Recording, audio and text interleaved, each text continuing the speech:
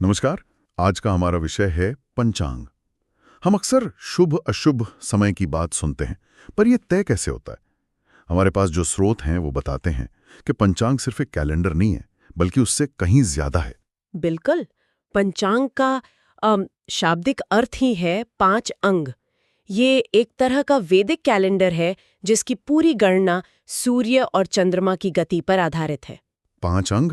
जी, तिथि, वार, नक्षत्र, योग और करण। आज हम इन्हीं को समझने की कोशिश करेंगे। ठीक है, तो चलिए इसे खोल के समझते हैं। सबसे पहले ये 5 अंग असल में हैं क्या? मतलब ये समय को कैसे मापते हैं? यहाँ सबसे दिलचस्प बात यह है कि हर अंग समय की एक अलग परत, एक अलग लेयर को दिखाता है। अच्छा। जैसे वार तो सबसे सरल है, सप्ताह के 7 दिन। ये एक सूर्योदय से दूसरे सूर्योदय तक गिना जाता है। हाँ, ये तो हम सब जानते हैं, रविवार सोमवार। जी, लेकिन तिथि इससे काफी अलग है। वो एक चंद्र दिवस है। चंद्र दिवस मतलब इसका संबंध चंद्रमा से है, ग्रेगोरियन कैलेंडर की तारीख से नहीं। बिल्कुल सही पकड़ा आपने।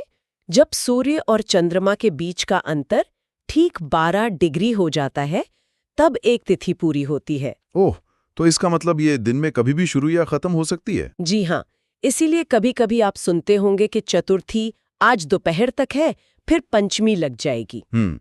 और एक महीने में कितनी तिथियां होती हैं? एक महीने में 30 तिथियां, 15 शुक्ल पक्ष की जब चांद बढ़ता है और 15 कृष्ण पक्ष की जब वो घटता है। ठीक है, तो वार हो गया, तिथि हो गई, अगला है नक्षत्र। ये तो बहुत सुना है। हाँ, नक्षत्र मतलब आप समझिए कि आकाश में 27 तारा समूहों का एक बेल्ट है। अच्छा। चंद्रमा हर दिन इनमें से किसी एक से गुजरता है और हर नक्षत्र की अपनी एक अलग ऊर्जा, एक अलग स्वभाव होता है। इसीलिए विवाह या गृह प्रवेश जैसे बड़े कामों के लिए सही नक्षत्र देखा जाता है। बिल्कुल। अब आते हैं चौथे अंक पर, जो है योग। योग। ये भी सूर्य और चंद्रमा की मिलीजुली गति से बनता है। कुल 27 योग होते हैं। इनमें से कुछ बहुत शुभ होते हैं और कुछ, जैसे व्याघात और वैधृति, वो अशुभ माने जाते हैं। तो एक ही दिन में वार, तिथि, नक्षत्र और योग ये सब एक साथ चल रहे होते हैं? जी हाँ। और पांचवां और आखिरी अंग है करण। कर्ण। ये तिथि का आधा हिस्सा होता है। मतलब एक तिथि में 2 करण होते हैं।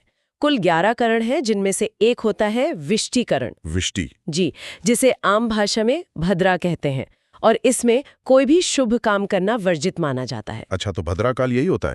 तो इसका मतलब ये हुआ कि किसी भी दिन को शुभ या अशुभ मानने के लिए इन सभी 5 चीजों को एक साथ देखा जाता है। एग्जैक्टली।